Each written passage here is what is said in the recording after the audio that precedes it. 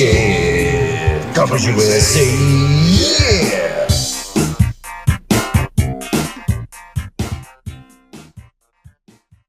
This is Car Bros Podcast, episode 97.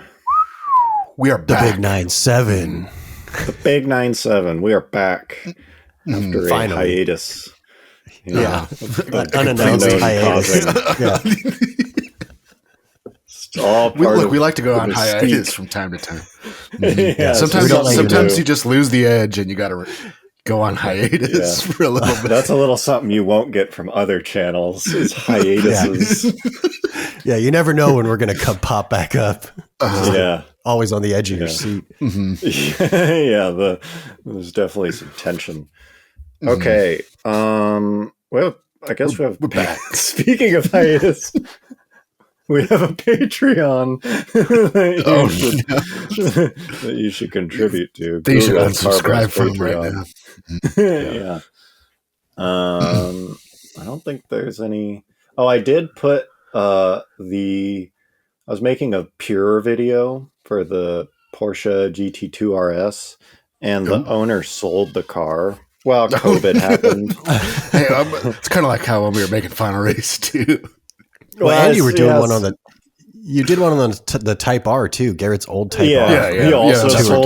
That's what I'm talking about. Yeah. Well, it's like COVID really messed up that video because I was like filming it and then COVID happened. I was like, oh man. But then he sold the car, so now it like really won't happen. But I put the footage that I did have on the Patreon, so you can check that out. It's very, it's about a minute of footage. Yeah, worth it. Pour your heart and soul. It's well worth. Yeah, I put a lot of effort into that minute. It sucks that I didn't finish it. Anyways, the scrap pile.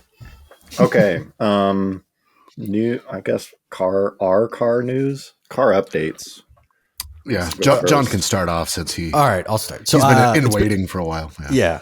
As I've mentioned before in previous episodes, I had ordered the new Grand Cherokee 4xe, and I have it now. I got it in like early December, but it didn't go as smoothly as planned. I don't know if I'd mentioned I had ordered it through a broker, and they had ordered it through one of their Arizona dealerships. And so I was able to get a good price under MSRP because all the dealerships around here are dirtbag scumbags and we're asking for like $5, $6, $7 over MSRP. But anyways, how does that work? You order a car from like a third party who orders it from the dealer or something? They just have. Yeah, it's basically like they do a ton of business like through these dealers.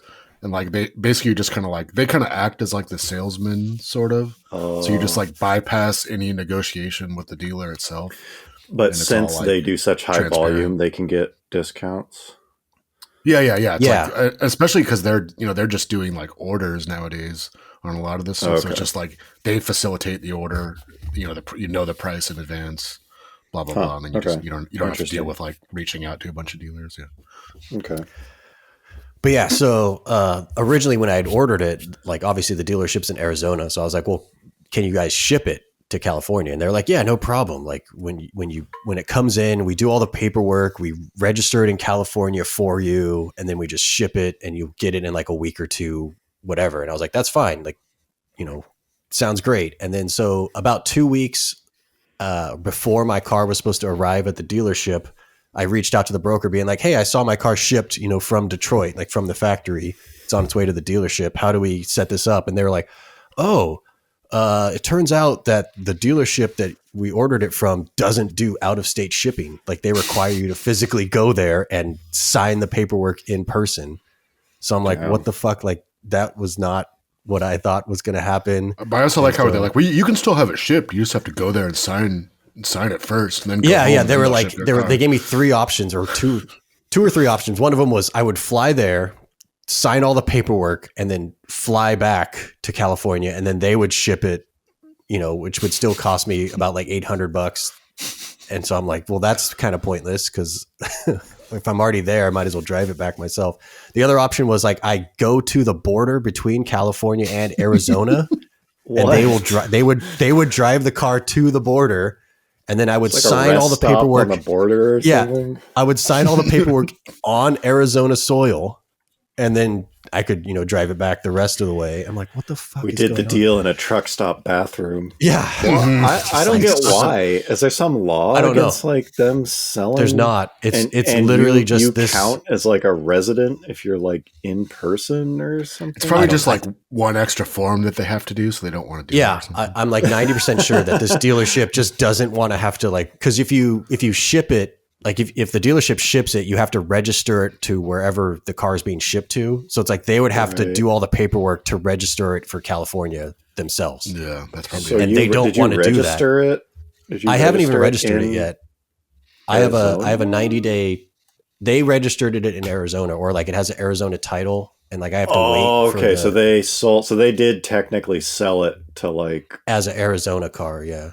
Okay. Yeah. But they didn't register. They didn't register it in Arizona. I don't know. I just have to wait for a copy of the title from the lien holder, like the company I financed it through, and then I can register it in California myself. But anyways, I'm like, that's fucking stupid. So I just bought a last minute one-way plane ticket to Phoenix, Arizona, and picked it up myself. And then I was like, all right, I'll just drive, it back myself, and it's about a 10-hour drive, but I was like, I'll stop in Palm Springs, and like me and my wife will make a trip out of it. Yeah. Blast to Palm Springs.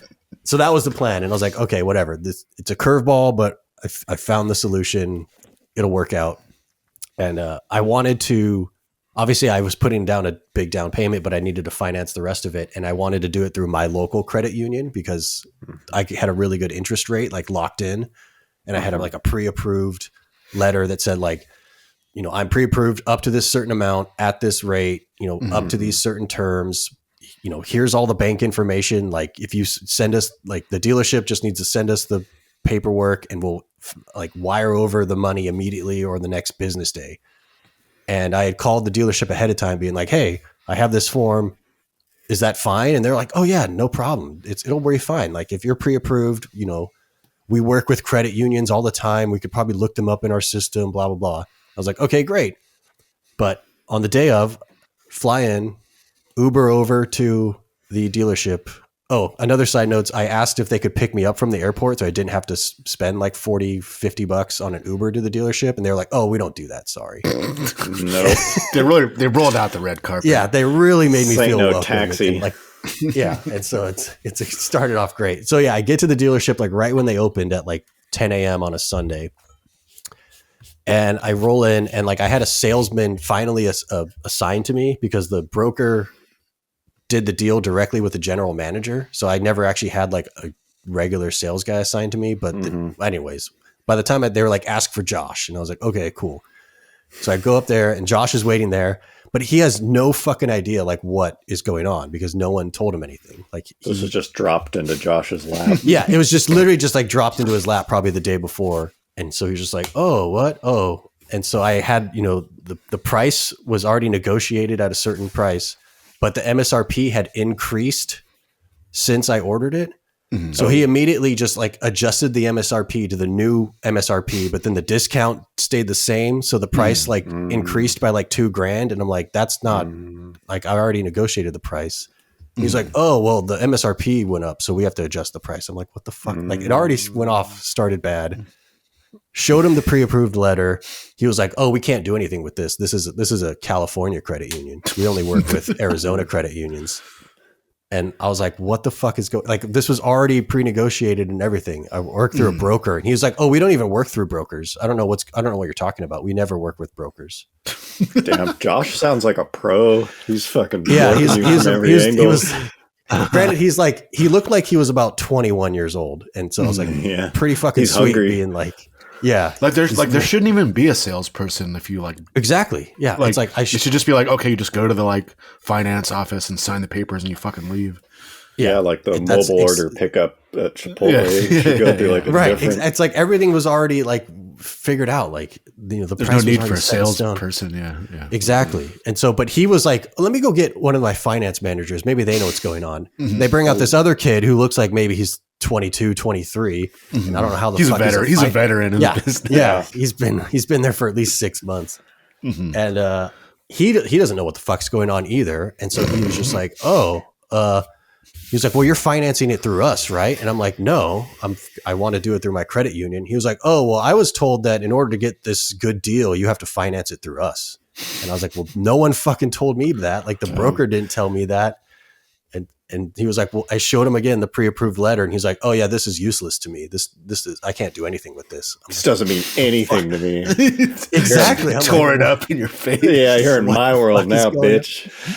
Yeah. So, anyways, I was able to negotiate the rate. So again, I had to fucking finance it through them. They just wouldn't allow me to finance it through my credit union, no matter what I said. Yeah. And I was like, can you talk to the general manager? And you go, oh, but he doesn't work Sundays, so we can't talk to him. We can't. Oh, it's really, a really great experience. They got you on multiple fronts. Yeah, I know. But I was able to like negotiate the rate through them. Originally, they wanted it like 7.99, and like I was pre-approved at 3.99 through my credit union. Yeah, healthy and so I was able to get it down to 4.99 through the dealership. Yeah, it's not bad. Yeah, so whatever. I was at this point. I'm just like, fuck, dude. Like, do I just walk away and fly back, or like, what the fuck do I do? Well, negotiating an interest rate is sweet. Come on. Yeah. Yeah. What? Like, what is Hold on, let me talk to the Fed. Yeah. And it's like, I have like excellent credit. Like, it's like, 800. Sounds like we can actually drop it.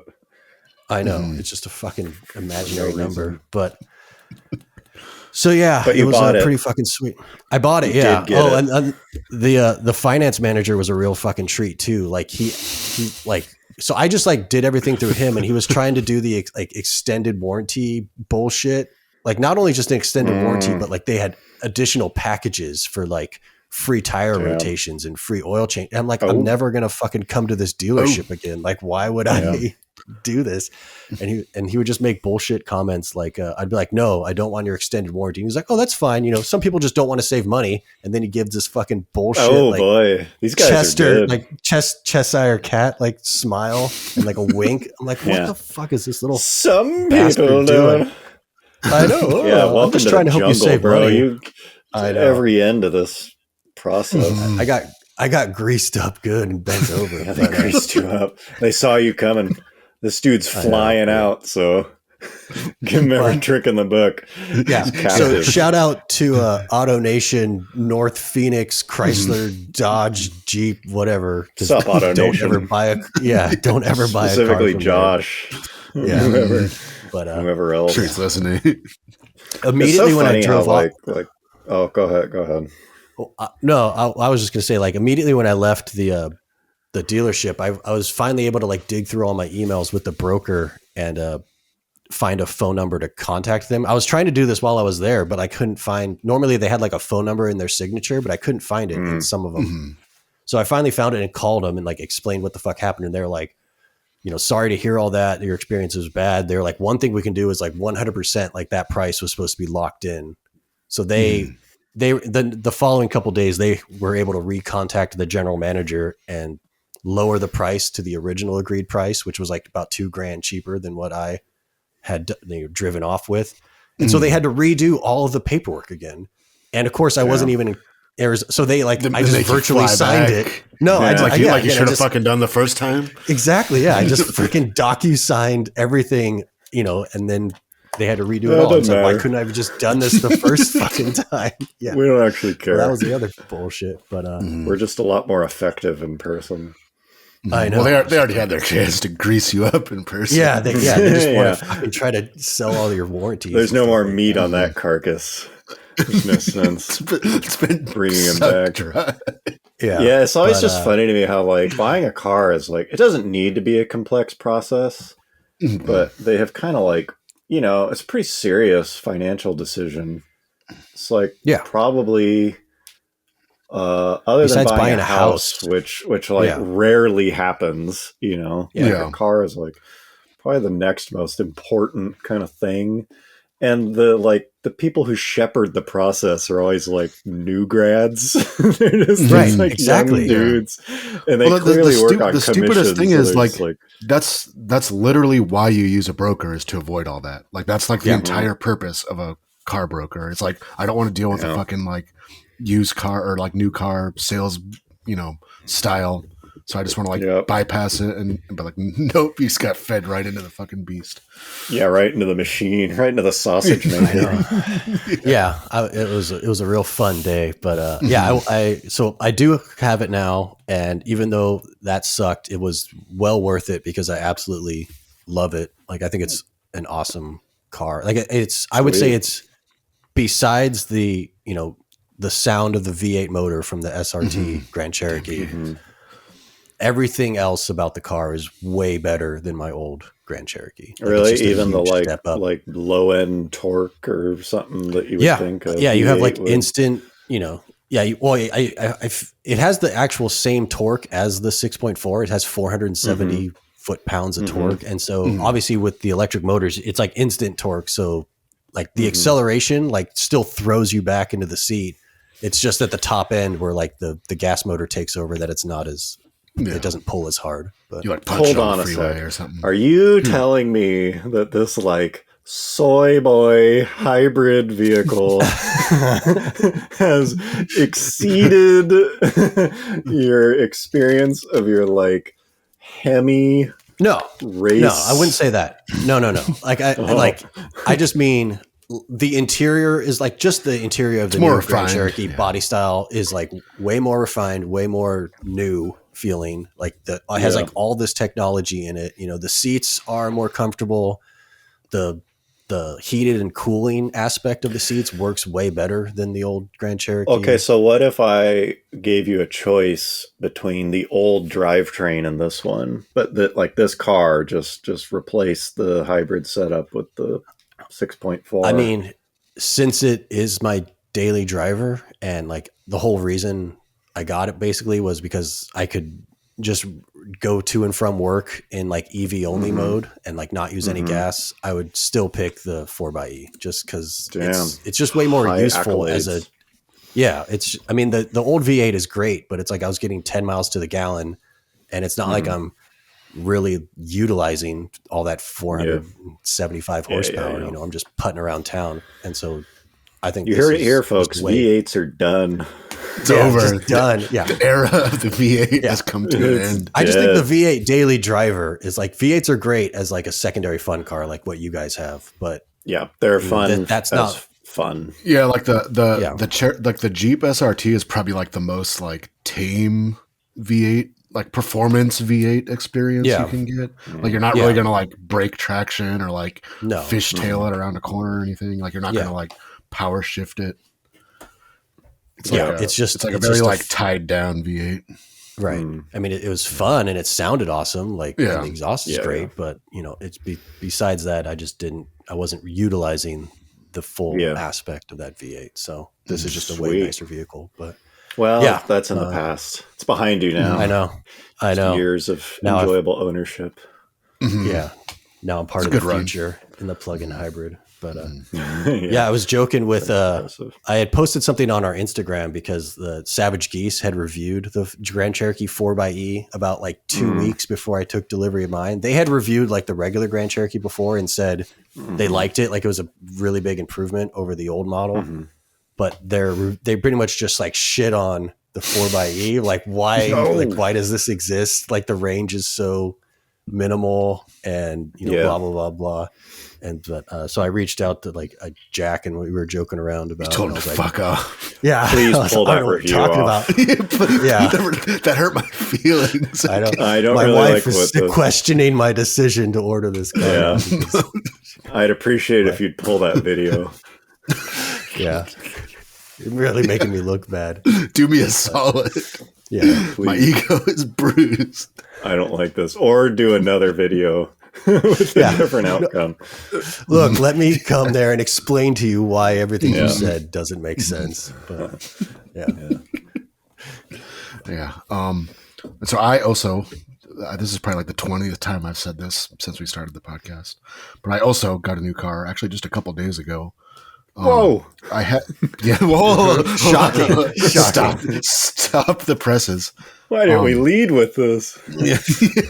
Garrett gets a new car, part 6. Yeah.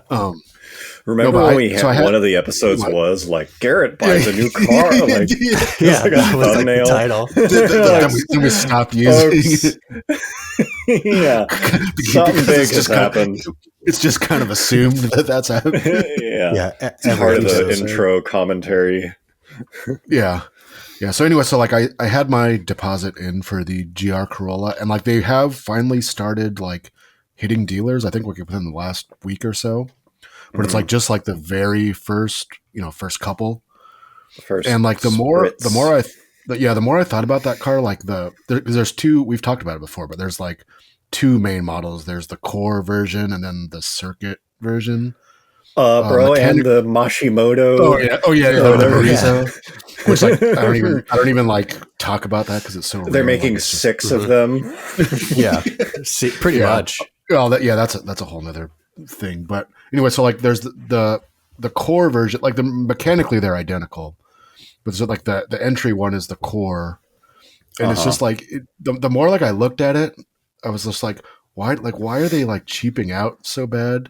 Like it feels like it's like artificially cheapened in a way. Like I maybe it is to hit the price point.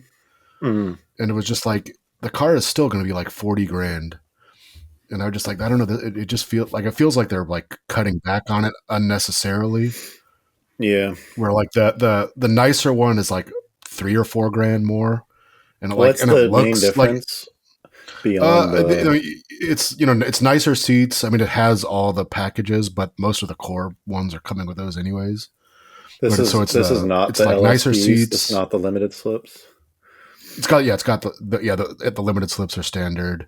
Carbon fiber roof, the vented like bulge hood, a bigger rear wing, and then like the trim, like the outside trim is like painted plastic instead of just black plastic. But functionally, is it the same? I don't know if that's the main thing. What was that? But I guess my biggest curiosity is the limited slips. Do you not get the limited slip diffs with the other one? And you do? They're standard on the circuit one, and it's like $1,200 or something on the core. Okay. So and it seems like most of the cores like have all the optional packages, like the ones that are actually being delivered. They're all they're all about like $40,000. So it's like a few grand difference between the two. Okay. Yeah. And there's just and I don't know. I was just like, I don't know. It just looks cheap. Like I like a base model car as long as I agree. The hardware is the same, but it just feels like you don't have like the cool looking hood or the cool wing, or like you have the like super like cheap looking seats. Mm-hmm. So I decided like I don't know. It's like it's going to be a while before I got one of these cars, anyways. At the rate that they're like slowly trickling out. So I it's like when you first turn a sprinkler on, and it's like it's whatever. Like so like I'm fairly high on the list, but it looked like it's still going to be like months, like because you're gonna wait for the circuit edition. Yeah, right? So I decided like, I'm just gonna switch my place to the circuit, and they're not making as many of them, so like honestly, like it might not even be this model year, like, but I assume they'll have like either another one of those or like they'll just name it something differently for the following model year. But anyway, so like I was looking like it's gonna be a while, so I was like, being the impatient bastard that I am, like I started looking at other cars, not something hopefully a little bit cheaper. And I thought about maybe should I just get another Type R, like the previous generation, like I used to have. But those are like still like very, very expensive for what they are, like $40,000-ish for, a several year old one. Mm-hmm. And so then I looked around and I found locally a 2017 Focus RS, which I had driven once or twice in the past. A friend of ours used to have one, and I didn't remember that much about it because it's been so long. So I went and looked at it, and I liked it was like funner than I remember. Maybe just because it had been so long, and they're only asking. It was one owner, has like a little under 80,000 miles, so it's not like a super low mileage example, but $28,000. So I decided, okay, I'm just going to buy this. And just hidden value of the enthusiast world. Yeah. So I said like, this will be fun. At least, I'll make a decision if and when the GR circuit, whatever actually arrives, and I'll figure out what I want to do. But for the price, what's that color called? Is it Boost Blue? It's not Boost Blue is the Honda is the Type R color. Oh, this is nitrous blue, bro. Oh, nitrous way blue. different. Yeah, like bright blue is like pretty popular right now. I feel like that's gonna kind of mark this era. Like the TRD 4Runner. You could get Voodoo Blue. It's just like bright fucking blue. Yeah, I mean, I like the color a lot. Like it adds like a ton of personality to the car. Yeah. I like it on certain cars. On those, in my mind, those cars are just that color. It's like how they're marketed. That's definitely that's like the whatever featured color.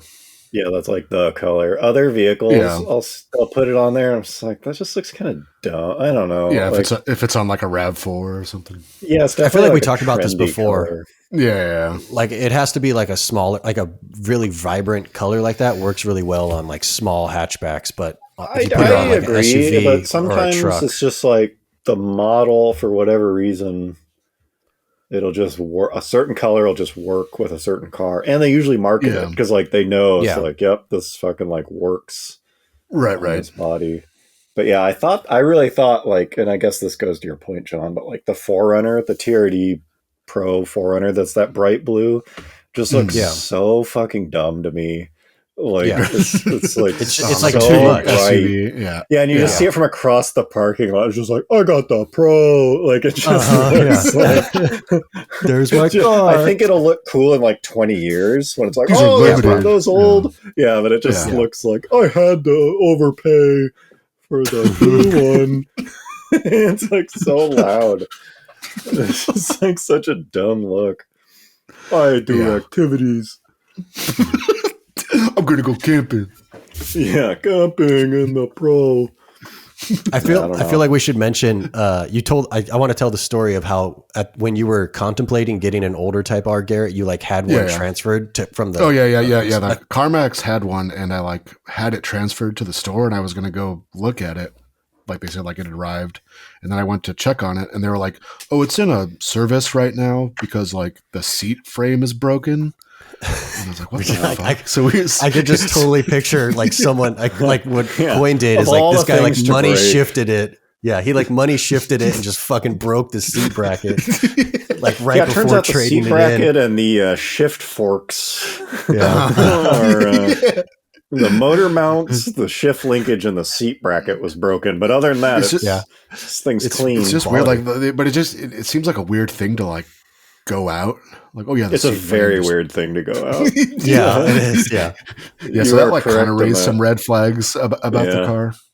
Anyway, just like I can't think of a car that I would like want to buy less used. Like you kind of don't have a choice with those, but like, nobody is buying a Type R who isn't gonna just like drive it like an asshole. Or even like on the other end of the spectrum, like Corvettes in general, it's just like very few of them are driven hard. Like you're just buying this car, or even if it is, it's like, who cares?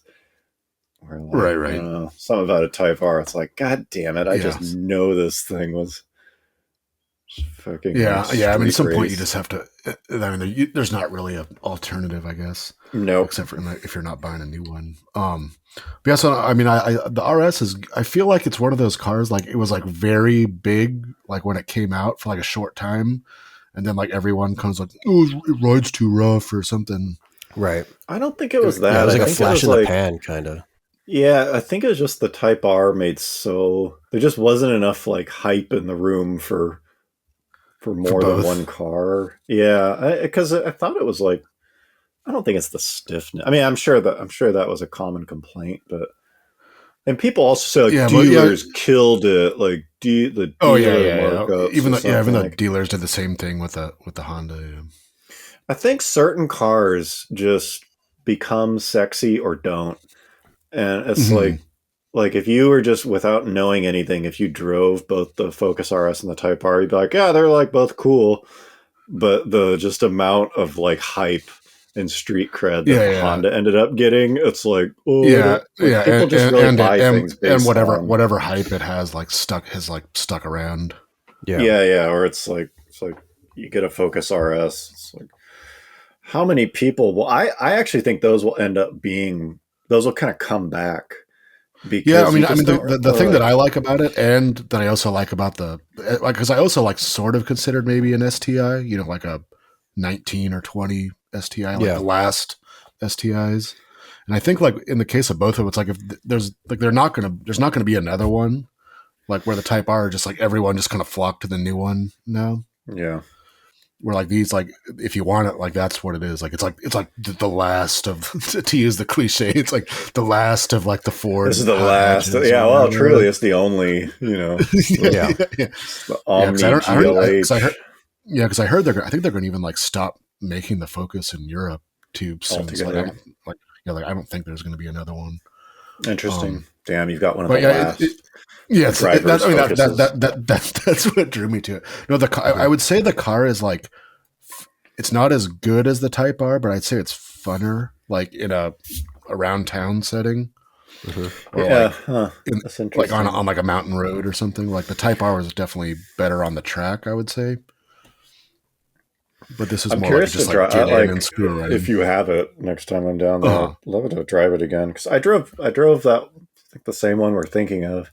But it's like sometimes you can drive a car in certain conditions and you're just like, I just don't get it. For whatever reason. And then you'll have another experience and you'll be this thing's fucking, it's like you got to be in the right mindset or like. Definitely. But it's a very different personality than the Type R, even though like on paper, like their performance is like pretty close to each other. Yeah. It feels different, but it's definitely not as big inside, but we still we all four of us went to dinner in it the other night and it wasn't too bad. So it's still usable as a family car. So we'll see how it goes. If it, hopefully, I mean, it's kind of high mileage, but it seems like there's a few like cosmetic things, like the little like front splitter on the bottom is like come loose, probably from like someone hitting like a parking block. So I'm going to try to replace that. Probably aren't too expensive. I'm sure no, it's like $100. It's like $120 or something. Yeah. Mm-hmm.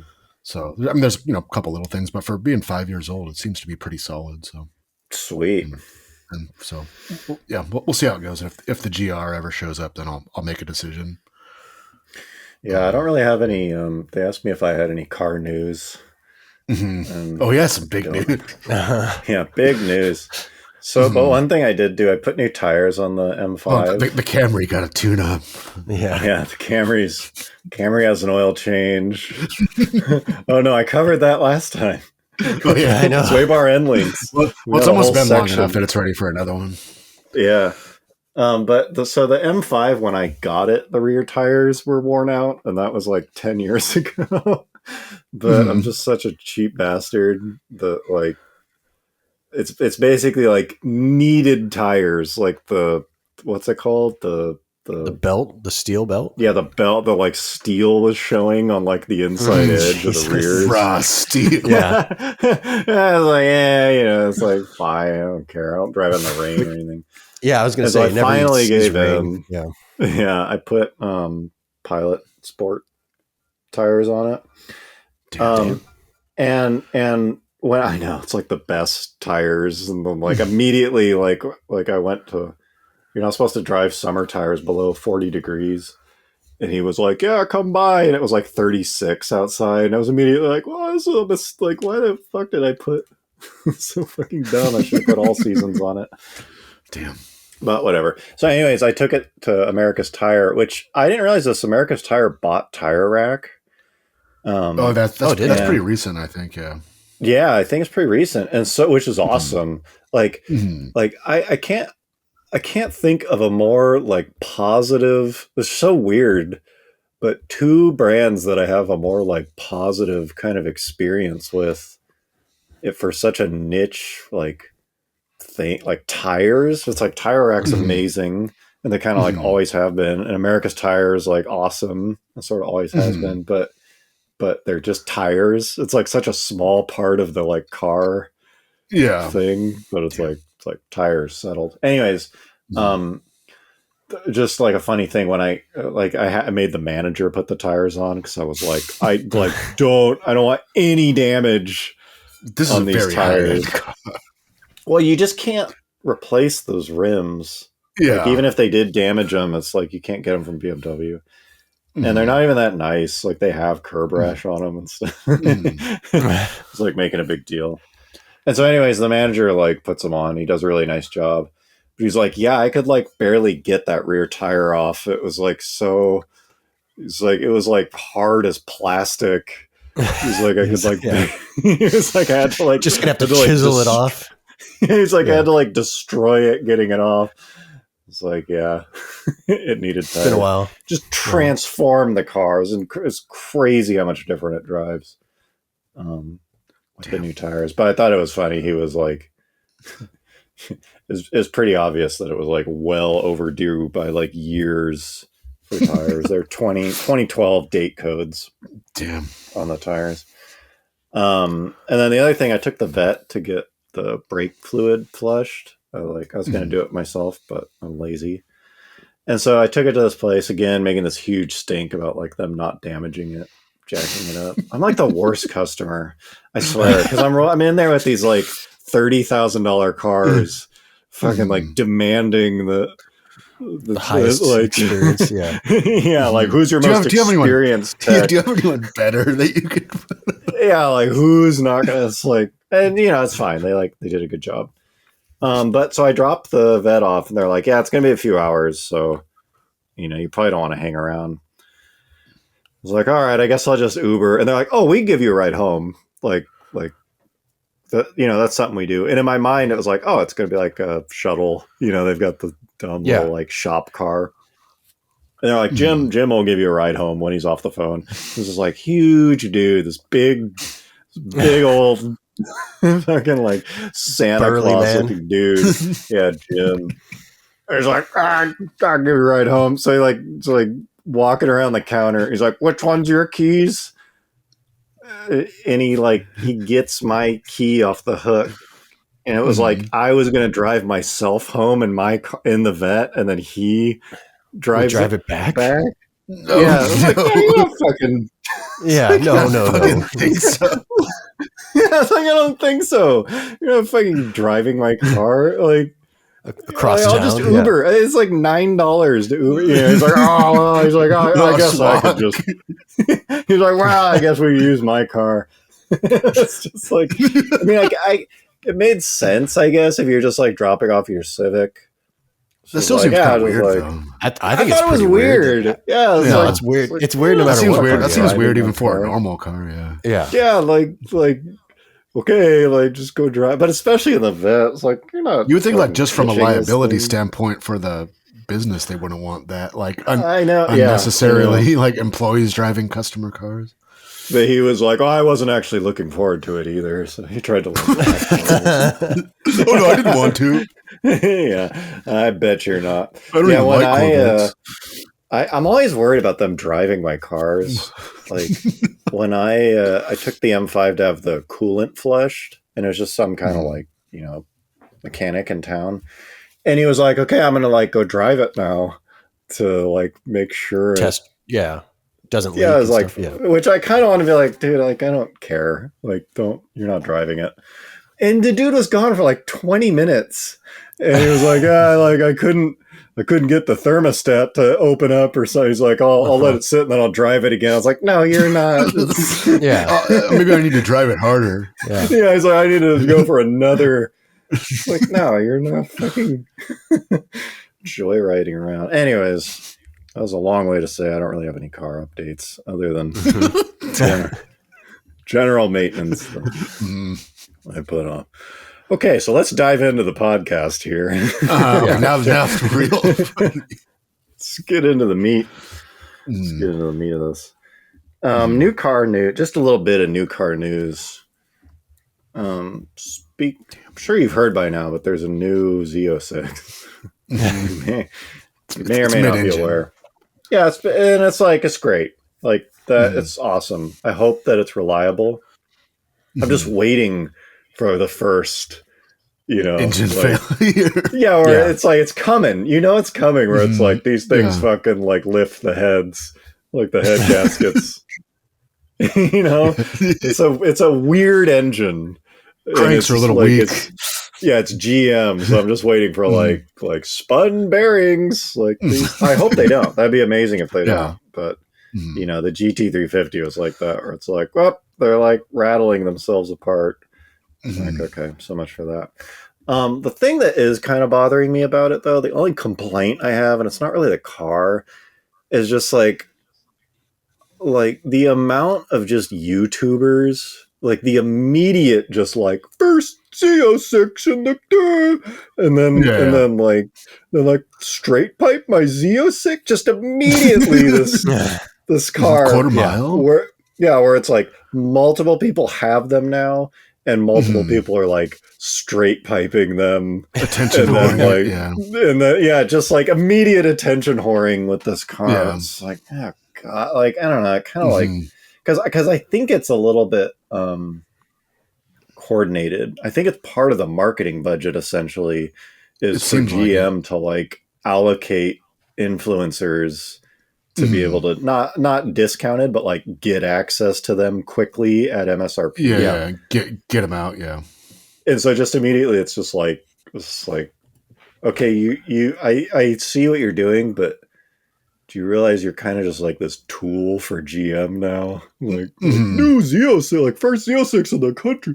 Big problems with my Z06? You know, so three things I hate about my $100,000 Why I'm selling my Z06 after 6 months. I'm just kind of already like, not sour on the car. I think it's cool. But it's just kind of the current. It's kind of the current state of like the hype train, not just for that car, but for everything. I'm just like not watching any. Like I just don't give a shit. I watched a review when it was new. Like, let me see what this thing's like. But I just have no interest in like life with my Z06. Like, dude, I just don't fucking care about your like accidental marketing of this thing. So I don't know. I mean, it's an amazing car. I love what they did. I want one, but I'm like already tired of hearing about it. That's kind of how I feel about the new Type R in a way, which it feels like kind of the same thing is happening with that. Where like again, it's smart on Honda's part, but they're like actually giving access to people to buy them at sticker price. You know, like well connected influencer review. Like I know, like Goose just bought his. And he says like, you know, like don't pay over sticker for this car, like don't feed into the dealers, blah blah blah. But it's like on the other hand, like Honda has like stepped in to like help these people get cars that like really like, everyday people cannot do that. Like if a normal person wants to buy a car, they're like 55, 65 grand right now. Yeah, it seems pretty clear that and it was smart of them, but they thought, okay, we need these part of like free advertising of this car is going to be getting it into the hands of people who have an audience quickly.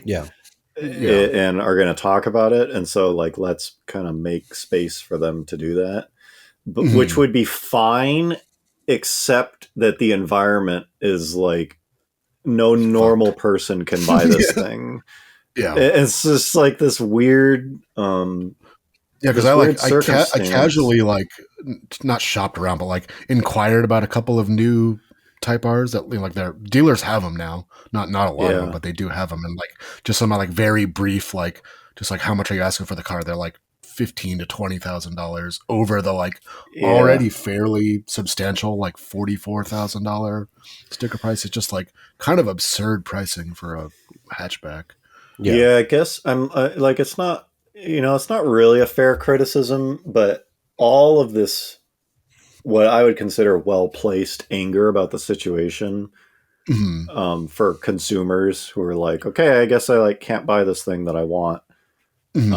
Coupled with the manufacturers who are like, we're like artificially limiting production. Not only is production constrained, but unlike any other model of the past, we are now limiting this. Yeah, that's part of the thing with the GR Corolla. Like, you know, the circuit one is like clearly that's the one that everybody wants.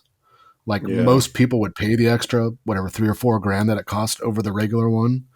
But it's like they're like supposedly they're only it's like a third or a quarter of the cars are those, and the rest are just the regular one. And it's like, are you doing that to like try to generate hype, or are you like masking the fact that you can't build anymore by trying to? I don't know. Like, I think that kind of bothers me.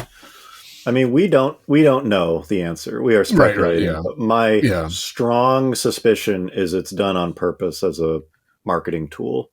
You think like And they could build, like they could make everyone a circuit edition if they wanted to, but they're oh just my not. God, yeah. I think because Like, we're seeing it's it not on like there's all a big three. shortage of carbon roofs or something. No, I kind of thought that might be like part of it at first, but now I really don't, because we've heard GM say Z06 production is going to be like 10% of base production. Oh, really? Where every other Z06 in the past, they didn't constrain it at all. They would just it's like if you want one, you can get it. Like even like the C7 Z06, even though it was like super like those were never like that hard to get. Maybe like the first month. No Corvette in the past. They've just made all of it. That's why they don't really hold their value. And so it's like, they're just everywhere, which is amazing. It's like, if you want one, go get it. It's awesome. Yeah. And now they have all decided, same with Honda, like they're severely restricting these cars. And so it's like, I think the anger is well placed. I think it's just like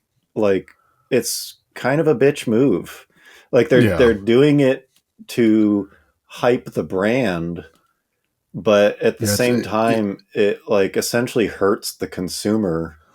Right. And these aren't like, we just don't need more artificial scarcity. We don't need the luxury item ethos perpetuated. That's not a healthy thing. Like, you know what?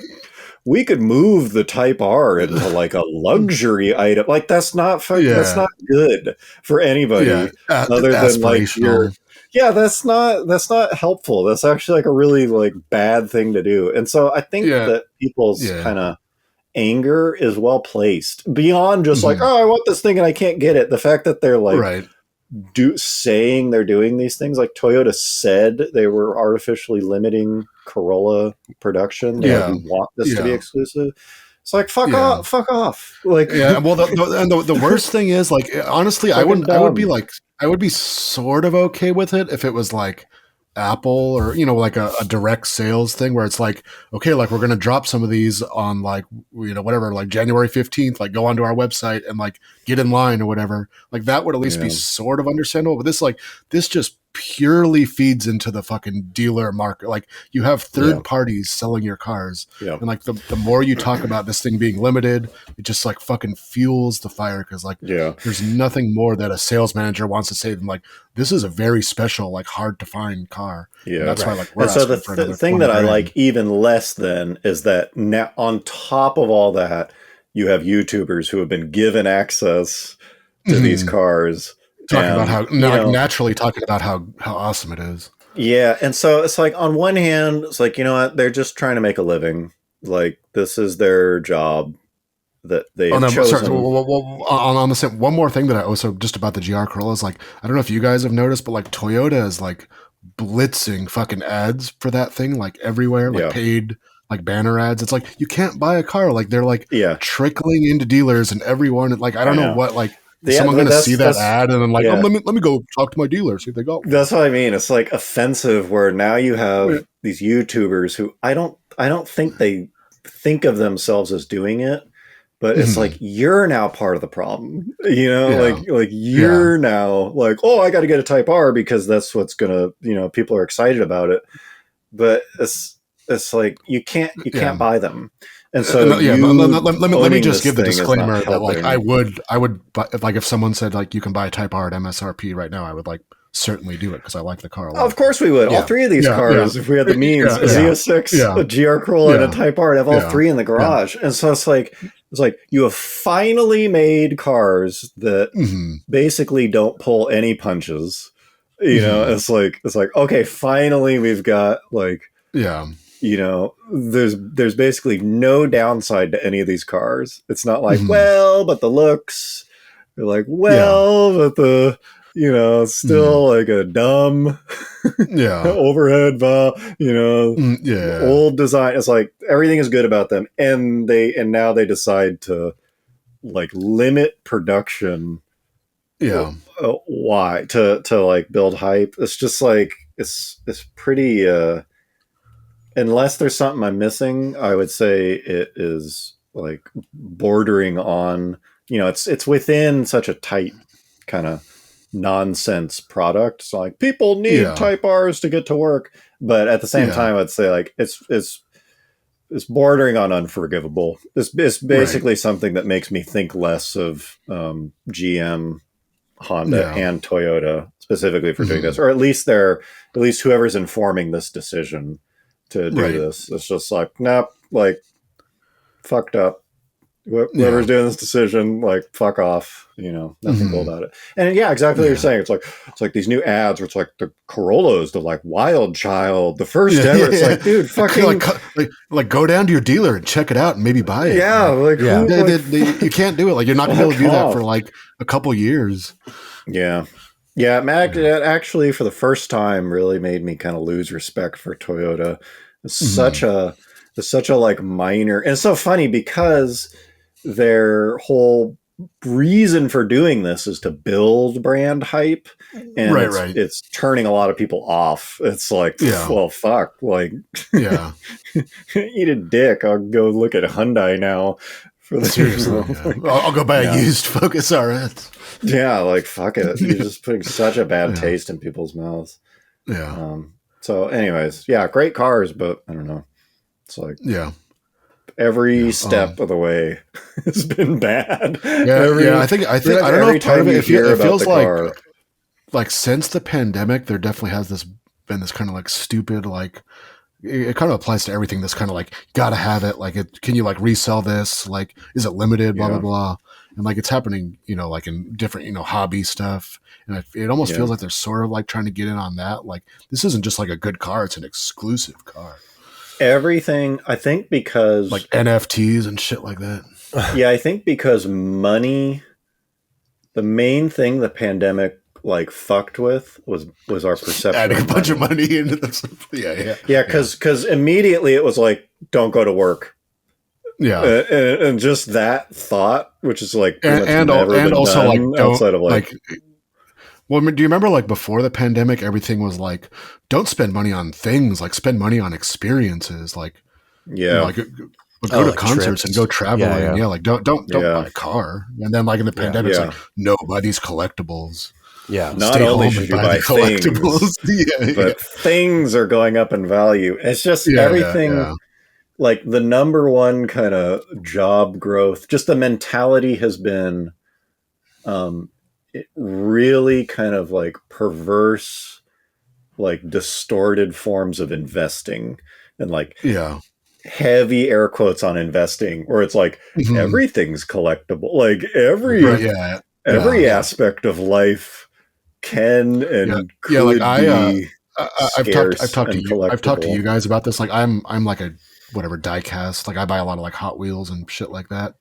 And I've noticed, especially like when I look for stuff in the last year or so, I'd say like I always see like grown men like clearly like looking like not just Hot Wheels but like all kinds of toys like on their phone, like looking at like how much is this worth? Like can I buy make this $10? Can I in the store? You mean like like you'll see them like they'll be like holding something and then like looking on their phone like is this worth like 20% more than like I don't know, a bunch of stuff like that. The thing that really bothers me about all of it is it's very widespread in this country. I'm not sure if it's around the world, but it probably is. And it's just massively unproductive. It helps nobody. You're basically trying to invent money. Like, okay, I have the thing, and then I sell it for more than I pay for it. I'm not that extreme on it, but I think it's different if it's something that's like a finite product, like, like you buy an old car or something at an estate sale, like it's a limited thing to go around. But like these people are just like detracting from the initial supply and just like putting it back out there, like, and getting their cut, which that part is. Well, it's just that mindset of like, how can I create profit for myself but no thought of like multiply that over like you're doing you're just there's no, you want to talk about like, oh, we don't manufacture anything in this country anymore. This isn't even a service. It's like like you've gotten rid service economy. It's not even we're just like a reseller economy to ourselves. It's just like there's no less value added thing. So this is actually a great segue to this advertisement. or this Craigslist ad that you found Oh yeah, for yeah, a GR. Probably the first GR Corolla ad. Yeah. Private party that I've seen. Private party. Yeah. You But have it's it? not the car. The car is not even. No, it's not. car- I don't even think the car is not even physically there yet. Which is Yeah, like the car does even not better exist. example of it. Okay, so is this from Craigslist? No. Yeah, I found this just like Craigslist. yesterday, I think, as we're recording this. Yeah. Okay. Let me bring it up. Okay, so this ad for a GR Corolla on Craigslist. The pictures of it are just the like marketing pictures. He doesn't have the thing. Yeah. I have a 2023 GR Corolla Core arriving at my local dealer in January. I placed the order back in April, and I just received confirmation is spelled wrong, of the build specs from the dealer on 12/16/22. Yes, I am, quote, flipping, end quote, this one of 6,000 all-wheel drive, 300 horsepower hatches that is hand-built at the GR facility in Japan. Kazoo racing. The dealer is adding $10,000 to the MSRP, and I am passing that on, as well as a $6,000 profit for me having the foresight to reserve this amazing GR. The car will be supersonic red with a black interior. If this interests you, please contact me. So it's a great like summary. Did you mention the price? Oh, 64,000, I think was that. Yeah. So as dealer, which is already, we agree, just worthless piece of shit kind of service model. The first middleman. Yeah, the dealer as a middleman who's done nothing, didn't even order the car. Just allocated it, gave it to just let them know that this car was coming. The dealer adds 10 grand markup. And then this dude, for having the foresight to order, adds another 6. Yeah, so you've got a dealer who's a middleman between the actual value creating company and you as a middleman. And then this dude as a broker between the dealer and you, and you're not even buying the car. You're buying his shitty like reservation spot, which means you're still probably going to have to deal with like the dealer trying to add like LoJack. Yeah. And of course you're still paying tax on what and you're paying tax and you have to finance it. Yeah. It's pretty bad. Oh yeah. When I was, I financed my Focus RS and I was at the bank the other day, like signing the papers for the loan, which like somehow like the local bank here still has like, it was like for a used car, it was still only like 3.4%. Yeah. Which is solid. Pretty good. But anyway, so like I was signing the stuff and I just asked her like, are you getting a lot of people that are like coming here that have bought cars that are like crazy marked up? And she was like, oh yeah, but like a lot of times like we have to ask them to like give us more like down. It's like they're not going to finance, $50,000 for a, $35,000 RAV4. Yeah, they're not going to go upside down on it. Yeah, it's like you have to like add in a bigger down payment. You put down the markup. Yeah. Exactly. Yeah, like you're like protecting yourself. Yeah. Okay, so speaking of sweet ads, I just want to throw this in. My brother sent me this one. Sending it to the group. This is a 2006 BMW M6. Oh. So this was the first year, V10, I think. Right? First year of the V10 dual clutch, 06. Last of the V10 drivers. Yeah, last of the V10s. Kind of just like first a notoriously... and last of the V10. Yeah. I've heard that the V10, this and the M5, they forced BMW to change their like maintenance. Something about their warranty. They like forced BMW to change it. It was like the most like towed to the dealership. They're just like the most flatbedded car. Damn, okay, so check out the picture and then check out the dashboard on the interior. What the fuck? Also, yeah, it's like leather. It's like it looks like a cover that's coming off, but it's not. Yeah, like the dashboards will be trimmed in leather, but some cars, C6s do this too. The leather will just like the glue that holds the leather on or something will just like come apart. And so the dash is just this like wrinkly skin of leather Like it's just completely failed. And so that's what this thing is if you're audio only. Okay, so the description, seller's description. Needs engine repair or new engine. Well, I don't think big deal. I don't think I mentioned this is for $5,000. 2006 BMW M6, $5,000, 91,000 miles. Needs engine repair or new engine. Engine should be rebuilt. It's making cracking noises. Please stop asking me if it's available. If it's up, it's not sold yet. Do not try to lowball me. I know what it's worth. Clean title. Price is firm. Clean title. Damn. Yeah. And most importantly, clean title. So it's like, it kind of raises the question, what is this thing worth? Like, I don't know. Like engine is making cracking noises. Yeah. That engine is fucked. Like that engine is. I would say like it's probably worth like $1,000 and put like an LS in it or something. Yeah, you can either LS swap it. I'm just thinking say like just assume that you bought it and you wanted to like bring it back. Like what? Yeah, like a brand new V10. Like how much do you think? That I don't know if costs? you can get them from BMW, but it's that's like what I mean. Like just assuming minimum. You wanted to. It's got to be like 20. 15 grand from BMW, maybe more. Yeah, maybe probably closer to 20. Yeah. And then like a good used core is probably like 10, maybe. So you're going to be into this thing like minimum like 12, 15. And like if this ad was like 2006 M6 new engine, like 91,000 miles or something, it'd probably be worth like 18 maybe. Like, you know what I mean? Like these like it was just such a failure. It just sucks that like they're really cool like on paper, but apparently they're just like catastrophically bad.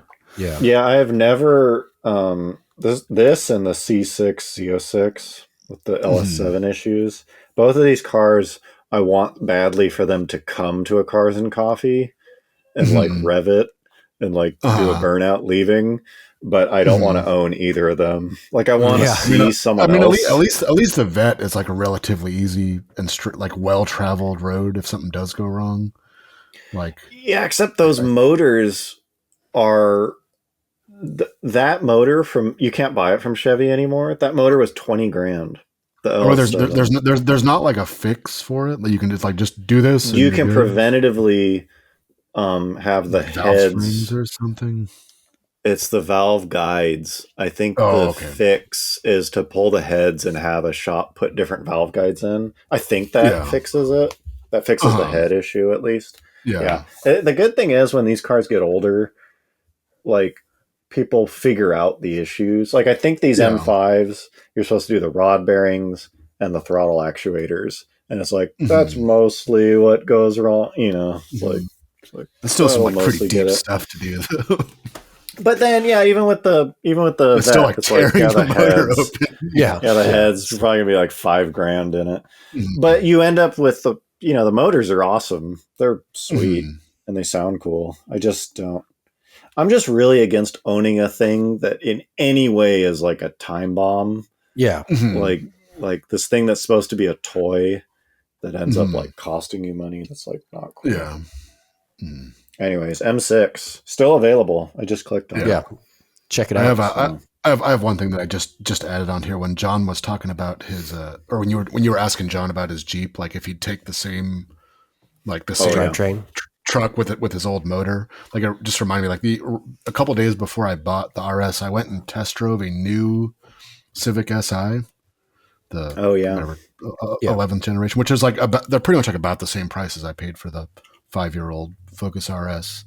And like that is a car that like would be so fucking perfect if it was that car with like the 2012 SI engine.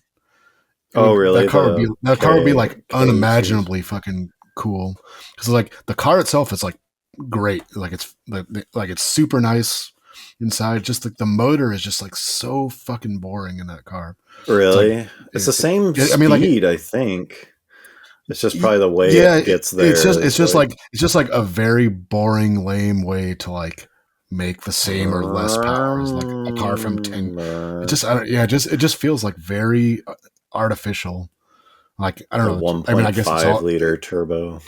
I guess it's just all whatever emissions. Is it the same motor that's in like my wife's car, or is it's probably like that motor with like different turbo, probably or something? Yeah, maybe like a little bit different turbo, and like it has a limited slip.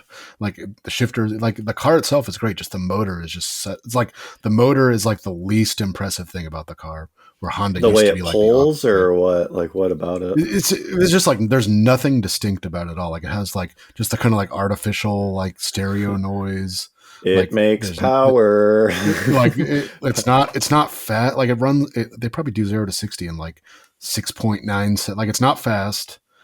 But like the chassis is great. Just the motor is just so like slow and boring. Where like the old SI was like the engine is like the highlight of this car. Like the rest of the car they were always kind of like slow, but the engine was exciting. Exactly. It's not fast. The big joke was like, you think that thing's fast and it's not, but it it had a ton of like character, which was like, it's fun to rev out. Yeah. And so it's like if they built the new make SI it any faster, like with the like 2014 like K24 whatever, like the 205 horsepower version with a limited slip, like that car would be like a fucking like instant hit, and it would be way different than the Type R. Like it would be like not comparable performance wise, but it'd be like totally its own thing. Just can't do it anymore. It's not part obviously of the Earth dreams. That's never going to happen. But just like when you said like, what if you could get your Jeep with the old motor in it? I was like, damn, Honda. It's kind of weird to finally see cars like regress. Like the new C63, I think. I haven't really looked at it, but I think that's the one. Turbo, right? Whatever. It's a turbo 4, isn't it? It's like a 600 horsepower, like hybrid turbo 4-cylinder. 4-cylinder, yeah. Which is like, that's really cool, but I'm pretty sure every comment's just gonna be like, I missed the V8. Just rather have a V8 than this like complex. Damn, actually, should I add this now? Remember the other day when I was talking about like the peak of American cars? I don't remember. You basically say it was right now, or like I said like whatever it is. Like I was like, damn, like 2013 to 2017, 18 is gonna go down as like the peak of the American performance car. Why does that not just right now? What cars ended that aren't still in production? I mean, the biggest thing is like everything is like the Challenger, the Charger, like all those cars are like. But the Challenger's still in production. That's but that's what I mean. Like today's last, or this is the last year for it. This is the last year. The Vette, I think it's like, I would say it's a little bit better. And then like Ford built all these cool cars that they just stopped selling completely. Like the Focus GT350 doesn't exist anymore, even though like, again, as it was a little bit flawed. I don't know. I don't think like they're ever like they're that era is not going to be topped. Like, I think we're still in that era though. We're in like, I think we're in like the tail end of it, but like, But you don't mean the signals. You don't mean the previous generation of cars.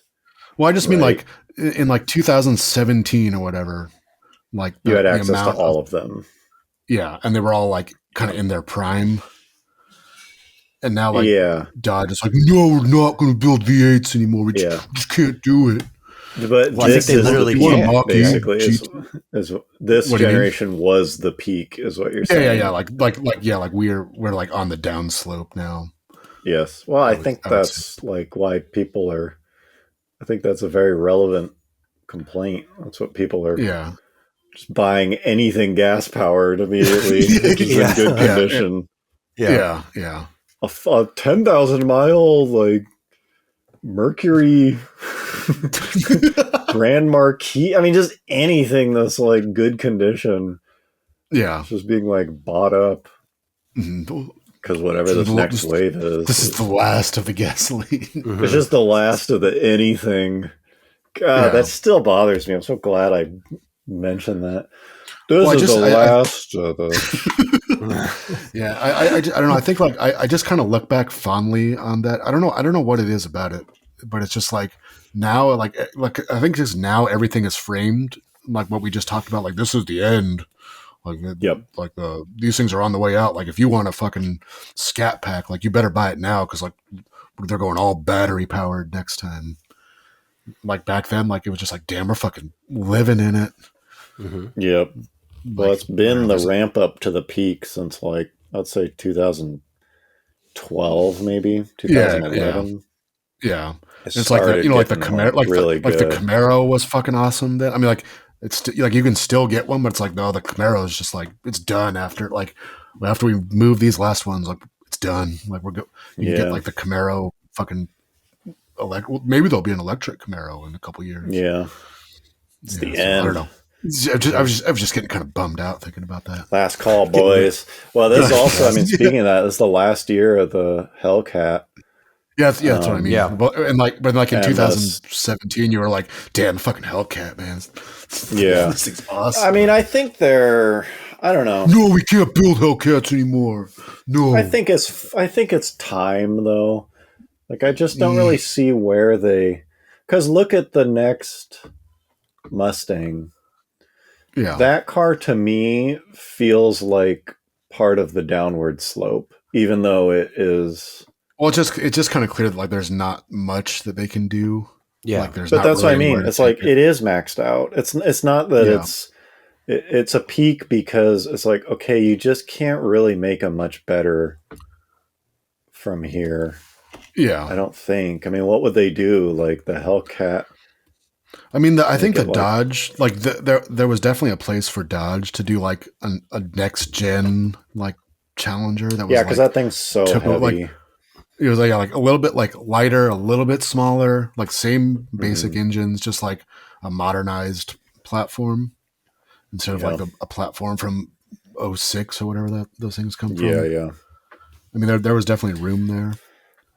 Yeah, I agree with you. I also think in terms of performance, we're at the peak.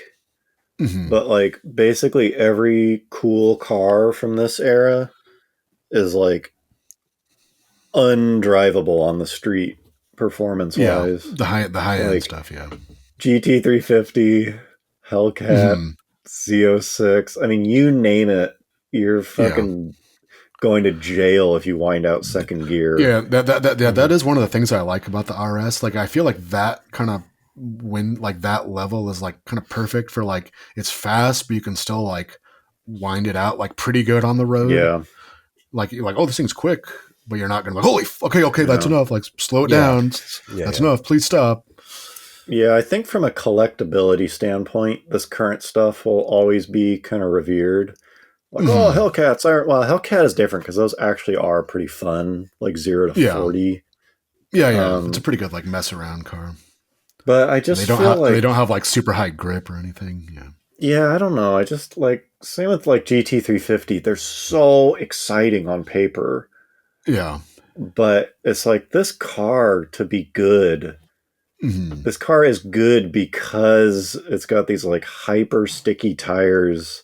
Yeah. And you're like in the power band coming out of a turn at 70 miles an hour on a racetrack. It's just, they just don't exist in a fun way outside of like a track setting. I think they will still be very collectible because cars that are people collect cars for bragging, right? Like, see, I've got it, the Heritage Edition GT350R, and you go, oh fuck, but it's not like I'm just so much more into collecting cars that if it was the end of the world and there was no one to show it off to.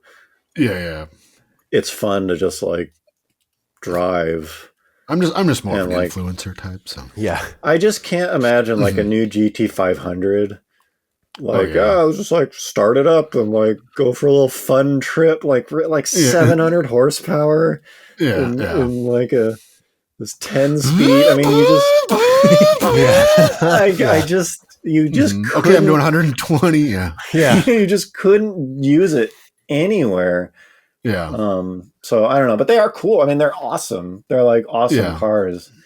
It's just they're so like worthless.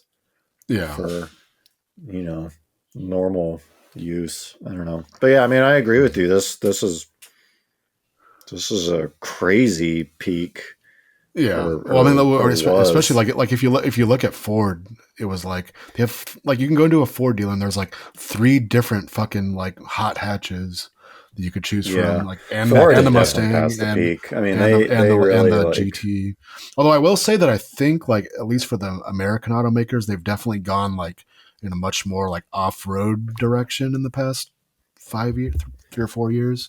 Yeah. Like, there's like the Bronco and all the Raptor stuff and the 392 Jeep and the, what is it? The TRX. Like that stuff is like, I don't really, that stuff is all like too expensive for me, but I guess if you're into like factory off-roaders, it's definitely a good time. With big ass V8s. Hot flavor. Yeah. I just want to, it's getting a little long, but I did want to touch on, like, it's kind of connected. I guess very similar to the point I just made. I'm kind of tired of like the like banner of a new car when it's like, okay, here's the new like Mustang. And then everyone's waiting for like, but what's the special version? And the special version is just all about like racetrack performance grip. It's just like max fucking aero grip, Cup 2Rs, like more power, just like lightweight carbon ceramic brakes. Carbon ceramics. And it's just like the good model is all about fucking like 10/10 track performance. And like, who fucking actually care? Like, it's so weird because I think that, I guess it sells cars, but I feel like the fact that Dodge sold every fucking Hellcat they possibly could was because it was just fun to drive. It was just like, it was like, they kind of gave it enough grip. Like, you would just never track that car, but it was just stupid and fun to drive. And every other car is like, this is the one with the like 9-foot spoiler. It's like this is as fast as a GT3 around Sebring. It's always like it's just these like magazine race. Yeah, and so I guess my hot take is like I would just so much rather see like the Z06. It's like it's amazing. Again, I want it badly. But I would kind of be more into it if they were like, we also put that motor in like a base model Camaro. With like a stick or something. And it's like not rigid. It's just this like, it's very similar to how muscle cars were in the 60s, where it's like, do you want the one with just the fucking like dumb motor?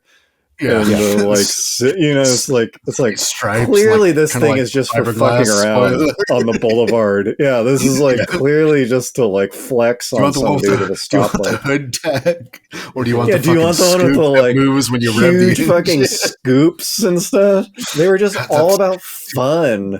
That's why goddamn muscle cars are so fucking sweet. Just like that. It was just all about like style and just hilarious. Funny, just like fuck you, just like toy thing, and now it's like here's the dark horse, and we tested it. It's 8,000 hours in the wind tunnel.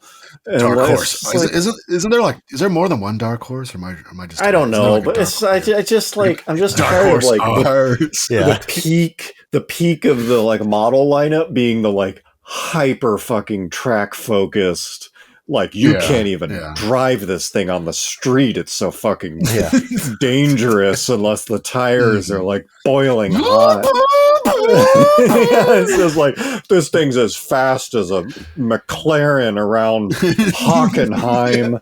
It's like, that doesn't actually translate into fun at all. It's just this, like, isolated experience. And so I just kind of wish that they would have... Like, I feel like Dodge is the only one who kind of did it, and maybe even that was, I guess it was on purpose. It was just like, look, this is just a big old dumb fucking car, and like it looks awesome, and people couldn't make them fast enough for fucking like 20 years or however long that thing's been out. It's just like, do you want just a big, comfortable fucking like thing, and like who gives a shit how much it weighs, and it like looks awesome. And the answer was yes. And then every other car, it's like here's the one. If you're looking for a track weapon, it's like I'm just not. I think it's not to say there's no place for those, but it's kind of a bummer that like numbers and comparisons sort of won out. Yeah. Instead of just like, how do we make a car that is just so fun to own? Well, I think the other thing is like people get so jaded like directly comparing cars, like which no one really does. Yeah. It's like there are so many things about the RS that are like complaints, like like the seats are bad and like the seating position is like too upright. It's like I don't know if I'm just immune to that stuff or I'm just used to driving like shitty cars. But like I don't know, I forget about it all. Like if you're like going back, if you had like all three of them, whatever, like the Type R and whatever else, like and you're immediately jumping back and forth, like okay, like I can like the Type R seating position is better, but like unless you're doing that, like I don't know, like I feel like you get used to whatever you're driving like pretty quickly. I agree. The C5, or like how people complain about like they complain about like the whatever, like the VW, like I guess like the new GTI like has these weird buttons. Like the buttons. Like not it's like every review is like touchscreen, right? Yeah. Oh yeah, it's like every review is like the GTI is a great car, but just like completely ruined by its like infotainment like, interface and buttons. Yeah, it's like I like maybe it is, but like I feel like if you own that car for a week, you just fucking forget about. You just figure it out. Like, oh, there's like a little lag on the home button. I know. yeah. Well, it's basically like here's that's why I didn't choose it because I don't like the buttons. Yeah, well, and it's even worse where it's like Redline TV told me not to. Oh, right. It turns out that it's like if you're a car reviewer, which let's be honest, that's a self-proclaimed title. It's like you're gonna watch whatever else is out there when you're kind of coming up to speed. And I mean you're literally going to like the manufacturers put on the events and you go there with like everyone, like all the fucking reviewers are there. Like 30 influencers are driving. Yeah, they're like they're all eating the dinners and talking to each other. Yeah. And what are you gonna say? Yeah, what do you think? Yeah, you're gonna get a pretty homogenous output. Yeah, like I didn't like the buttons. You know what? You're right. I don't like the buttons. Yeah, capacitive buttons, black plastic. I know. I mean, I feel like a broken record, but when I got the Z06, I was just like, who the fuck would like even comment on the interior of a car like that? Like, why would you even like think to? You know, it's like some of you have never had shitty project cars and it shows. Like that's just all I wanted to like a fucking working interior. Like the doors close and there's no rattles. I'm just like blown away. Yeah, that like when I drove the Focus, I was like, yeah, this thing's. I mean, it's stiff, but like the reviews are like, the Focus RS is great, like except for like your spine is gonna be fucking busted to pieces. If it's like your molars are gonna rattle out of your mouth. Yeah. Well, and imagine like being the manufacturer and knowing, seeing this stuff. Like, God damn it, who cares? Shut up. I mean, like every car has its quirks and like downsides, but it's like this is a deal. Like, I could not drive this car. Like, sorry, deal breaker. Like, what kind of soft ass bitch are you? If like a fucking like door panel material can't do it. I don't know what they're thinking. I bumped the steering wheel heater by accident on my GTI. Yeah, this interior layout's a mess. Like, yeah, I mean, I don't know. I get it, but it's just. I just think like if you all you do is fucking review new cars all day, like your viewpoint is just so far off from like a normal person. Yeah, it's super skewed. Think, yeah. Let's turn onto this back road and see how. Cons, not much storage space. I can't even I'm trying to even think what storage space the Vette has. Just not. It's just like, I don't know. It's crazy. But yeah, I think that is part of it. If you're car guy enough to have had a project car that like has seats and like a cracking dashboard or something. Like pretty much any serviceable interior. Coilovers and like big fucking sway bars and stuff. Yeah, it smells like gas and there's like wires running. I've owned like multiple cars that like will 3-wheel like into a fucking driveway. Yeah, that's how the STI is now. The Focus RS is too stiff. Yeah, like too stiff. Yeah, it's pretty bad. Yeah, well, I mean, in a way, but it's weird because in a way, it's like they're both like trying to be traditional, but they also like want the late. It's like a Tesla. They're like, I don't like all the stuff being on a screen. Like, I like real buttons. Yeah, and then like other stuff, like this is very outdated. There's a deal breaker. Yeah, this interior is at least 2 generations behind. Well, you just have to. Yeah. I mean, it just takes a certain type of person, as we have found, to be willing to do that day in and day out. Yeah. And so it's like, I think you just kind of naturally get into, if you're reviewing like 3 cars a week, it's pretty hard to just give it more than like a cursory glance and like compare it to like, you know what, this isn't as nice as like a Mazda 3 or something, you know, it's just not. It's just not the way people own cars. Basically, a few months into whatever car you're owning, you're like, this is what it is. Well, it's like, or you know, like they always talk about the Tesla. Like everything is on a screen in a Tesla. Like every fucking, like literally everything. You just touch the screen. And it's like, but like fucking millions and millions of people bought that and are like apparently using it just fine. They're not like, oh, I want to go back to my like I miss my physical knobs. Like maybe they do, but it wasn't enough to fucking stop them from buying the car. Yeah. Well, it just shows how like insignificant most of the like reactionary sort of fan base. Yeah. I mean, like I would even call honestly like a YouTuber. Basically, all of them is kind of just part of the fan base. It's not even like the fans, the press, which is the YouTubers, and then the manufacturers. It's like they don't even really have. Yeah, there's not really a real barrier. No, and they don't have any qualifications either. Even the ones who are like pretty experienced on track are not like. They're just not. They're not professional anythings really. Except maybe you could say like Chris Harris, somebody who had actual like race car back. It's just, I just don't think people are give enough weight to like these are just sort of hobbyists at the end of the day, like giving their opinions about things, and people sort of take those opinions and run with them. Sometimes a little too far. Well, like I do see that a lot, like on just on like if you look on forums or Facebook, it's like people like I don't remember it used to be like this, like you know in the 90s and 2000s, like when the internet was young, but it would be like, oh, like Jason Camisa loves like did you see what Matt Farah said about like I feel like people didn't put as much stock in just like people's opinions. Well, there just weren't as many used people. Like a car would come out and you have like 3 reviews based on like Motor Trend, Car and Driver, or like Motor Week. I wait to see what Motor Week has to say about it. Motor Week's fucking solid though. Like, like they're gonna be the thing I love about Motor Week too is their acceleration's all just like average.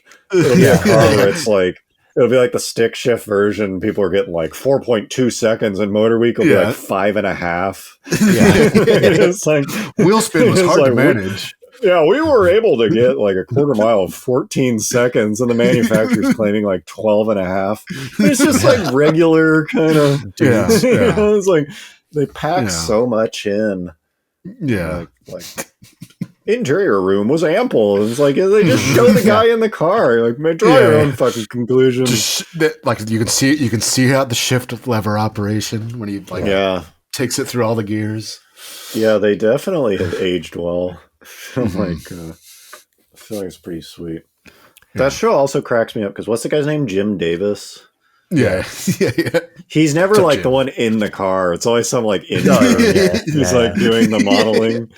He's like, I'm not fucking doing any of that shit. He's like in the intro. He like doesn't even have a license. Yeah, and then he like does the voiceover. I don't. Can these two drive. pony cars? Can Ford capture lightning in a bottle? You know, and then it's just like done. They fly him out there for his little grassy scene next to the car. And then it's like, yeah, I don't fucking care. Go take it to the... He's never there. Any of the other footage. You take it to Rumbling Road Raceway. Yeah, they're on our extensive race course. You know, it's like, it's not him. He's just back in the studio chilling. Yeah. Fucking... that dude's got it town figured on out. Craft services. Yeah. He's just who knows where. Or something. Jim, new Z06 fucking flies out 10 minutes. Can Chevy show the exotics? I do have to say the Motor Week review of the Grand Cherokee 4xe was very positive. I'll just say that they were like, "Ooh, Grand Cherokee!" I just thought, like after all of this, the one I still trust the most is fucking Motor Week. They're just so like. They're so efficient too. It'll be like 6 minutes, and they'll give you the full fucking. Yeah, here's the features. Do the view, or like the window rolls up, and like the dealer window sticker comes out of the like window. Like cash registers. The base model barrels, $36,000. How many like EPA barrels or whatever? Yeah, it's fucking sweet. I love Motor Week. They're doing it right. And he's not like, we have black plastic buttons in the... They ain't fucking talk about any of that stuff. It's so sweet. I love it. All right. But there's a new Corvette, people. Or not yet. It's been announced, though. I'm pretty sure this is like official. It's been, I actually didn't read anything. I mean, I've heard of it, but I didn't like see what Chevy said. Yeah, but as far as I know, I think like GM actually confirmed that like Corvette, goddamn, like Corvette is becoming a brand. Corvette's a brand now. Yeah, like there's gonna be holy fuck, there's gonna be like an SUV, like a truck, like a bicycle and a scooter or something. Hold on, let me send this over. Luxury An sedan apparel Corvette. brand. Yeah. Folks. Are you looking for something? Are we waiting for you to... That's a nice rendering, yeah. There's this, what? Yeah, so anyways, they basically said, like, we're going to have a sub-brand. And, damn, that should be the thumb. So, like, we're going to have a new brand, and it's going to have a bunch of shit that has nothing to do with Corvettes, basically. Yeah, they're like, we're going to, like... Including an SUV, right? We're going to, like, spread out. CUV, yeah. God damn. Which just makes fucking no sense. Like, sorry. It sounds like they were sitting around in a meeting and they were like, okay, where's the real profit coming from? And they were like, oh, Corvette, like big margin. Like, I don't even know if it was profit. I think it's just like, okay, we kind of suck. But which brands do we have that people actually respect? Yeah, like what are the money-making models? It's like, okay, Corvette. It's like, how do we expand? Like, how do we make more? Like, we can make more Corvettes. It's like, no, what if we just expanded Corvette? If the money's in Corvette, let's just expand. Like, it just doesn't make any... That's just not how you fucking... It'd be like Apple being like, we make a lot of money from iPhones. So what if we made an iPhone washing machine? Like, iPhone's going to become a brand. It'll have the familiar iPhone touch. Yeah, it's going to include like toasters and dishwasher, like all appliances. iPhone shirts. Yeah, it's like, that's not what a fucking iPhone is. But then even worse is, it's not confirmed, but they're not. These aren't going to be gas powered. I think they're all in on electric. Yeah. So these are all going to be EVs. Not only are they going to have fucking nothing to do with what Corvette has ever meant ever, but they're not even going to be like gas powered, I guess. It's just going to be like I think, EV. Yeah, I don't know. It's just like, it feels just so fucking desperate, but also like not unexpected. Yeah, it feels like par for the course, but also pathetic. Yeah. It's like, I mean, like GM in particular, but I guess like a lot of brands are like that. But it's just like, why would you just keep a Corvette as a 2-door sports car when you can make a fucking electric SUV? Yeah. Oh, you've always wanted a Vette? Well, now you can get an 8-seater 3-row SUV with the Corvette. Yeah. Corvette badge. But you can just like already kind of tell what it's going to be like. It's like, this is like, what makes it a Corvette? It's like nothing. Yeah. I mean, isn't it just it's the Ford Eco? It's the Ford Mach-E all over again, is what it is. Yeah, the Mach-E is bad, but like the Mustang was always like a little like shittier than the Corvette. Yeah. I get it. But I think it is like cheap Mustangs. It is a very good comparison, because that car ended up being, calling it a Mustang was just as dumb as we thought it was. Yeah, because it's just like, look, this has fucking nothing to do with Mustang. Nothing to do with it. Mm-hmm. And it wasn't even like, give it a try. I think you'll find that. Yeah, it's just like, this is deep down, you'll get some Mustang. Yeah, it's like, you'll feel the real. It's like, no, this has fucking nothing. This has nothing to do with it. The stupid thing is, like, I keep seeing people like compare it to the Porsche Cayenne. You know, like in the whatever that was, like the 2000s, when people are like, Porsche is going to have an SUV, but it's like, I feel like it's completely different than that. That's like, I would agree. That's like a company like actually expanding from their core product into a different segment. Into a new market. Yeah. Or like when BMW made an SUV, it was like, what? Like, this is so. It's like, no. Yeah, no. This is just like them This is just like them taking the name and like, well, a Corvette was like a 2-door fucking sports car, but now like Corvette just means like performance. Yeah, they're basically just saying a Z06 version of the SUV. They're basically saying that if they take a CUV and they slap a Corvette badge on it, it'll sell more than calling it a Chevy Blazer. Yeah. I just don't see what they could remotely do here where I'd be like, oh, okay. That's actually that's kind of the problem of like electric cars in general. Is like there's literally nothing you can fucking do. Like it feels like I guess the big, like really whether it's a Corvette or anything else. Like imagine being like impressed by an EV like from this point on, like being like surprised. Other than its pure acceleration or something. Yeah, but just like okay, but it's just like okay. Let me tell you, like the year. Okay, so Nissan just came out with this high performance EV. Like, don't you want to hear more about it? Yeah. EV, like, look, the batteries are under the driver. Okay, so first off, straight off, 0 to 60, 3.1 seconds. Hold on.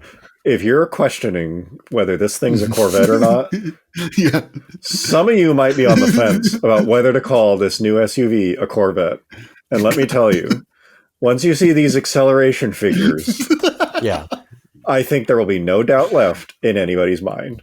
Yeah. These are actually faster than all models of the C6 would get beaten by this thing in a drag race. The Corvette has always been about high performance. And let me tell you, this new all-wheel drive SUV Corvette does 0 to 60 in 3.9 seconds. This is going to redefine the definition of a performance electric vehicle. It's got multiple drive modes. It's got big brakes. Switch it into performance mode. The throttle response, since it's totally fucking software and not connected to anything. Yeah, exactly. Corvette has always been about a soft plush ride when you want it, and then track-focused performance at the flip of a switch. Damn. Actually, my new hot take is now that like right now is the fucking peak of electric cars. I would say because that's my fucking hot take. No way, man. I personally think they're gonna figure it out because if you have this many customers like demanding it gets cooler, and every manufacturer trying to make it cooler. I think they'll figure it out. It's going to take a little while, but like, I don't know. It can only get better from here. Well, I mean, this is the last of the drivers. I agree that they're going to get better, but like, I feel like in whatever that was, like 2015 or whatever, when like the Model S, whatever, like the super fast fucking Model S, or like the Plaid or whatever, it's like, sure, like right now it's like that is a fucking like, or it was like, that's a novelty. Like this thing will fucking do 0 to 60 in 2 seconds or whatever it is. And it's like, it's a very, very different experience than like what most cars are. Like it was cool because it was electric. Yeah. Like, no, it doesn't need to shift. It doesn't have an engine. Like it just fucking pins you back, which is like neat. It's like, it's neat the first time, but how neat is that going to be when everyone is fucking making that? Yeah. Okay, no, this is our battery powered all wheel drive. I think 5,000 pound performance. Yeah. Corvette has always been about a rigid chassis. Corvette has always been about 0 to 60. Yeah. And grip. Let's see a drag race between a C7 Z06 and the new Corvette 7-seater Z09. The results may surprise. Yeah. Look, the highest trim version of this 8-row SUV is $300,000. It does 0 to 60 in 3.2 seconds. Look, just wait. Does anybody want to tell me this isn't a Corvette? Just wait until your 6-month-old can experience the acceleration in their rear-facing baby seat. Carbon ceramics. Yeah, I don't know. It's just like, but I think at the same time, maybe they're kind of like onto something, because they were like sitting around going like, you know what? Like, fuck it. If all EVs are going to be the same, why don't we just fucking plaster? We'll just make everything a Corvette. You know, like, they're just like, fuck it, man. All in. Everything's a Vette. Who gives a shit if nothing's a Vette? Like, how are we gonna? Every car and no cars are no Corvette. Yeah, like how are we gonna differentiate these at all? It just might be like Honda. It just feels so fucking absurd. Like it's like a parody. Yeah. Damn. Okay, that was it. And finally. So I started watching this show it's on Apple TV Plus. Apple makes it, and it's called Echo. What's up, Apple? Echo 3 is the name of the show. And I thought when I checked it out the first time, it only had like 1 or 2 episodes or 3 episodes, I think. So I thought it was like a little mini series, but now I think it actually has 10 or 12 episodes. Got some meat. Yeah. So 10 hours of this crap. But so I started the first episode, and this is the most Steven Seagal like show / movie I've ever seen that does not have Steven Seagal in it. Like, and it's made by Apple. So it's like the highest budget, like ever, like for a fucking TV, not ever, but it's like it's high end. It's the highest budget Steven Seagal thing, I would say, where it's like the premise of it is like super fucking like unrealistically dumb. And then just the writing is so bad. So the show's about, it starts off at like a wedding, and this guy's getting married, and he looks like he's about 45 years old. And then his wife looks like she's like, late 30s, early 40s. And then his best man is the wife's brother, who's also his like CO, his commanding officer. And they're both part of this like elite, like they don't even say what military branch it is. Like they don't even ever call it out. But it's elite. But it's like they work directly for the president. Yeah. They're speaking of the fucking like, they get the call during the wedding, that from the president himself. I assume it's from the president, but you don't hear it is, but like their op is a go. And so, like all the other, squad mates are there, at the thing, and they go, "Oh, we just got the call. Okay, everyone." And he grabs all their beers from me. He's like, "No more drinking for the rest of the night. Like we leave at sun up tomorrow morning. Like we're going on this big op." It's just sounds sick. It's entertaining as shit, but like I said, the average age of this fucking elite fucking group is like 40 years old, 45 for sure. Like they're all gray haired. Yeah, very experienced, very experienced boys, guts hanging out. And so, this woman marries the guy, and then her brother is also like the leader of this thing. And so they go on this special op, and like they're all, fucking speaking this super generic military terms. Like during the special op, one of the guys, gets hit by a sniper and he dies. Oh no. And so, later when they get back to the States or whatever, and like the wife is asking both her husband and her brother, like, what happened? You guys don't talk about it. You just shut down. And then the line was, he was jammed up, but I was already over the X by that point. And it's just like, what the fuck are you talking about? What does that even mean? I don't even know. But like, the guy was jammed up. There was nothing he could do to get to his guy. Like they had to leave him behind because he was hit, died.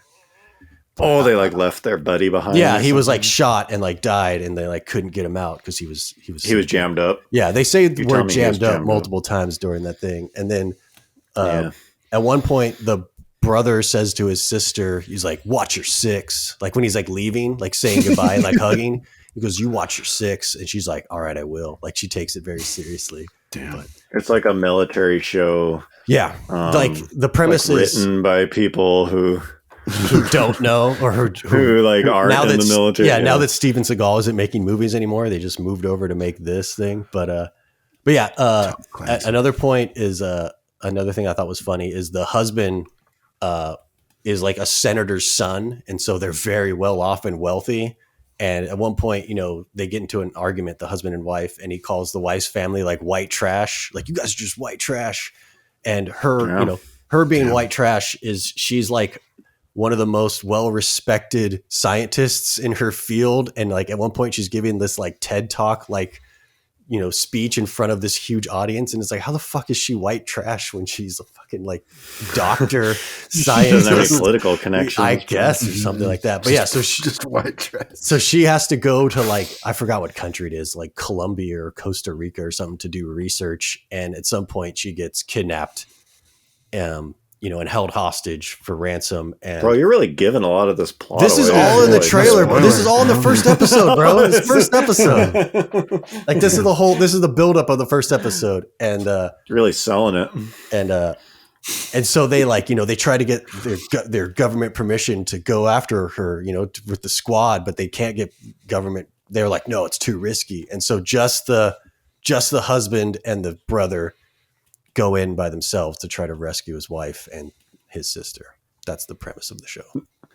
And then you'll have to see. That's the premise for the whole show. It's just that's like the build Costa Rica. Like if you watch the trailer, it's like they're, I don't know why it's called Echo 3. Maybe because there's only 3 of them. I don't fucking know. Or it's so weird how much content now is just like, it's so, the quality of execution is so high. Like the money behind the teams that make the vision a reality is so high, but the actual concept itself is just like, fucking, I don't know. It's just like, here's an idea for a show. Like you just scroll through it and it's like nothing you've ever heard of because it's all original content. Mm-hmm. It's like Billy's team or something. You're just like, what the fuck is this? Yeah. But then it's like all the same kind of like very high quality, like all the like execution camera shots, and they have like drone shots, and they have like multiple helicopters and like the same thing. So it's like clearly this budget is like grade. Yes, like huge, but like I thought it was going to be something like a Zero Dark 30, like Black Hawk Down, like an actual like realistic military thing, but then like the writing is just so fucking like bad, but it also makes it good, and so it's now you're hooked. I know, it's the Cobra Kai of military shows, pretty much. Yeah, it's just like, and I just like laughed so hard that this whole elite squad is just like gray-haired, gray-beard dudes, but they get the call. Still got it. Yeah, best of the best. One more. Well, certainly our longest cast yet. Mm-hmm. You're welcome. Well worth it. Long form. I know. When we come back, we come back big. Mm-hmm. Yeah, when we come back from our hiatus, we give you the content. The content you deserve. All right. Well, hope you guys enjoyed. Mm-hmm. Thank you for hanging out. Merry Christmas. Yeah. Happy holidays. We'll probably be back much sooner than the previous. Maybe hiatus. Maybe not. Yeah, maybe. You never know. You don't know. It's part of it's the kind of intrigue, the allure, it's the kind of love on and off switch that keeps you coming back. Emotionally abusive relationship. All right. Well, hope you guys enjoyed. Thanks for being here, and we will see you next time. See you later. Bye-bye.